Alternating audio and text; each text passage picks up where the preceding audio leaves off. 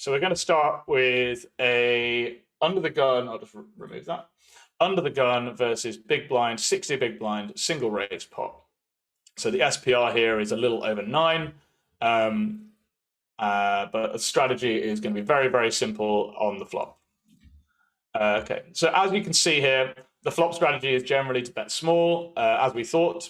The reason being very clearly that a lot of our value ranges comes from the asymmetry in the top pairs. So let's quickly look at Range Explorer to exemplify that. Almost 20% of our range is top pairs. We have a bit of overpair that out of position does not have. But realistically, the presence of flushes is very low. It's just over 6%. That compared with out of position, excuse me, we'll just go back one. You see that out of position has a slight increase in the proportion of flushes, but the top pair part of the region is much lower. So in terms of combinations, both has more top pairs and more flushes, but as you can see just from the colorings of the top pairs, they are weaker top pairs generally, and he also has an awful lot of garbage here as well. So with that in mind, I want to take a quick look at the big blind response for a quick conceptual point.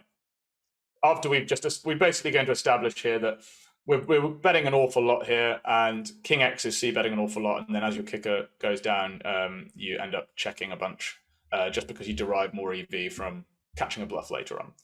But we're going to look as if we have c-bet, and I want to quickly look at how you defend as the big blind. So you have to be quite careful with how you defend in an aggressive line from the big blind's point of view. The frequency at which you check raise your flushes is tricky, but a good heuristic is that if you have a low card, you tend to want to mix in a check raise versus early position. So just quickly highlight the spades here, and you'll see the flushes that have 2 high cards in their range tend to just go for a check call. So there are 2 reasons for this. In the case of nut flushes, you unlock way more flushes if one of yours is a baby card, and you increase the chance of stacking your opponent by reducing the SPR. What I mean by that is when you check raise an ace-3 of spades, you're unlocking all of imposition's suited broadways. So let's just check raise. You unlock all of these queen-jack of spades, jack-10 of spades, 10-8 of spades, all of these hands. So it makes a lot of sense when you have a baby card and unlocking all of these continues that you are able to put some money in and try and get some value.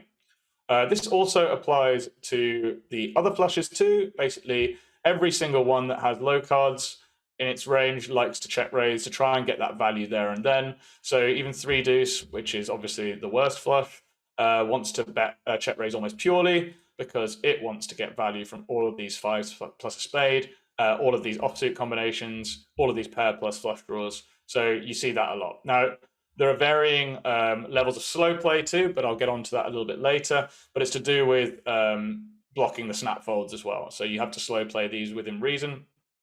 But yeah, it's a tricky. Monotone boards are very, very blocker heavy. So we just have to. I'll explain this a little later. The lower flushes also obviously like to get value from the offsuit ace X. So unblocking those are really good as well. And having 2 broadways essentially just stops your opponent from continuing as often. When your opponent's worst opening is queen jack off, if you have a jack and a queen in your hand, you're obviously reducing those continues. So also note that from the check raising region, this is not a bluff, but you see a lot of the, I'll just let me get rid of those. You see 4x check raising an awful lot, even against a very tight range. And the reason for that is protection. Now, you'll notice here that all of the 4x that check raises from the offsuit region does not contain a spade. So why do you think that is? Why do you think that the 4x with a spade doesn't like check raising, but one without a spade does?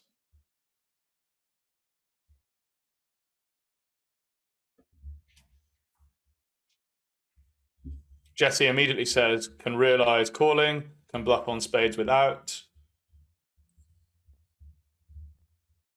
Nice, okay, that's good enough for me. Yes, so you can realize by calling, and when you raise, so you're kind of defeating the object of protection by raising when you have that much equity. Also, when you do check raise, you're only encouraging your opponent to continue with hands that have a better flush draw or like crush you. So yeah, of course they're going to have some top pairs, and you're flipping against that. But obviously, you do quite well when you have a spade against a top pair. Anyway, you don't want to be piling money in; it's a bit too good to bluff. When you have less equity, you're basically trying to clear your opponent from having like their ace five of hearts and stuff, and that's really good for you. If you have too much equity already against that sort of hand class to want it to fold if you have a spade. So it makes much more sense to call, and then you realize your equity, as you alluded to, Jesse, already. Another thing I wanted to mention, just allude to also, is the check raising of your one spade hands here. You have to be a little careful with the broadways. You don't have a nut flush draw, you can end up having reverse implied. But with a gut shot, that's fairly good. But then you have the... Hugo, no! Why have you started doing that now? Stop it. Your worst ace-x with a backdoor wheel draw likes to do it, but also just your weakest ace-x with with very little showdown value likes to check raise and also unblock some broadways that will call and then fold the turn. All right, so we're going to get out of the check raise node, and we're just going to go into check call. And I want to discuss the sizings for imposition in this particular formation. Remember, this is under the gun versus the big blind. And we're just going to go and look at a brick turn. So note that half pot in this particular instance, so I run the sim to have 4 sizings just for the sake of accuracy. I don't ever expect anybody to try and implement 4 sizings as a strategy, but I like to do it so that you have clear strategical guidance. But you note here that almost all of the strategy is half pot. Now, this again is an acknowledgement that we're trying to get value with our strong King X. So the key is to be range aware in these tight spots. So note also that when we're looking outside of our value, like the important thing is to build your strategy, as I've always said, around your value hands. But when you're looking outside of the value, notice the hands that are double barreling, and you see these ace threes through ace eights, all unlocking the broadways, having an overcard to one pair. So these unblockers are very, very important, especially when you've used a small sizing. Also notice that deuces through threes are very aggressive. Sevens was a bit of a weird one for me. I guess that's just a value bet and then just a river check.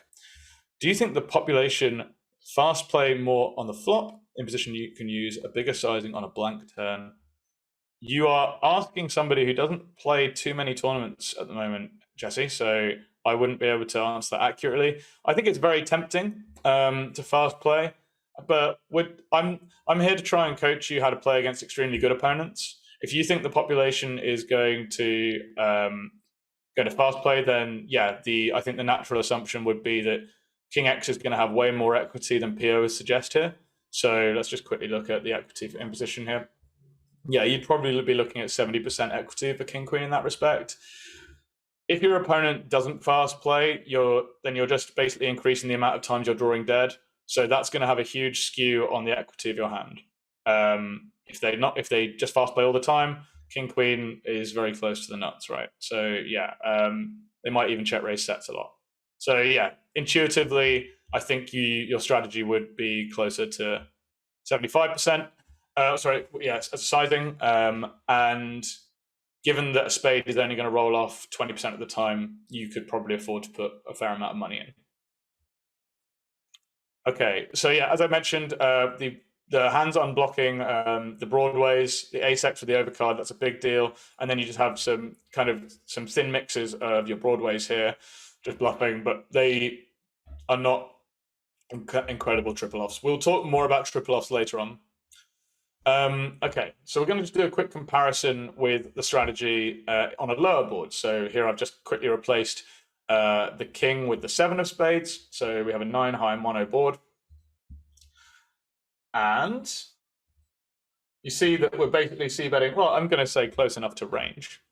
Now, compare this with how our strategy changes on a lower board, and we see that we almost never use half pot on the turn. Now, why do we think that is? We have a larger breadth of overpair. What card? I want to just put a brick out there, don't I? Let's just put the deuce of spades there. You see that see that we almost never use half pot. So let me move that. So We have a way larger breadth of overpairs here. There is a one pair asymmetry that exists on a grander scale than on the left here. So we have all of these overpairs, which I'll just quickly show to you. So you have 26 combos of overpair that want to get value now. We still have some top pair, but also very importantly, we have all of our flushes still intact. So this was compared to over on this board, where I think we only had 6. Well, we have 7. No, when we get to the turn, we have 7. So, but on the flop, I think we had 6.3. So we do have more flushes. But as I mentioned already, it takes a very small amount of flushes change up or down to really change your strategy. But these lower boards that keep your flushes intact really allow you to be more aggressive on the turn, especially when you have this overpair asymmetry. So lower boards basically are great when you have tight ranges. That's a good thing to note. And yeah, your overpairs can really pummel in at least 2 streets of value and not be too bothered, especially when they're disconnected.